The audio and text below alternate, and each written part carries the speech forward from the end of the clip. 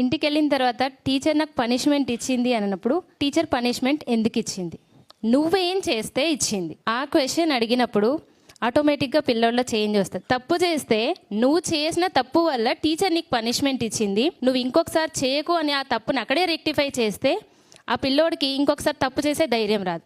అది కరెక్ట్గా parents follow అయితే ఏ పిల్లోడు ఇంటికెళ్ళి కంప్లైంట్ చేయడు, ఏ టీచర్కి పనిష్మెంట్ ఇవ్వాల్సిన అవసరం రాదు. ఈరోజు చెప్పగానే వెళ్ళి అవునా నేను టీచర్ తిట్టారా పనిష్మెంట్ ఇచ్చారా నేను వెళ్ళి అడుగుతాను. దానివల్ల పిల్లల్లో తప్పు చేసే కాన్ఫిడెన్స్ పెరుగుతుంది. నా ముందే టీచర్కి ఎందుకు ఇచ్చారు ఇలా ఏం చేశారని అడుగుతారు. నెక్స్ట్ డే వాడు కాన్ఫిడెంట్ గా మిస్టేక్ చేస్తున్నాడు.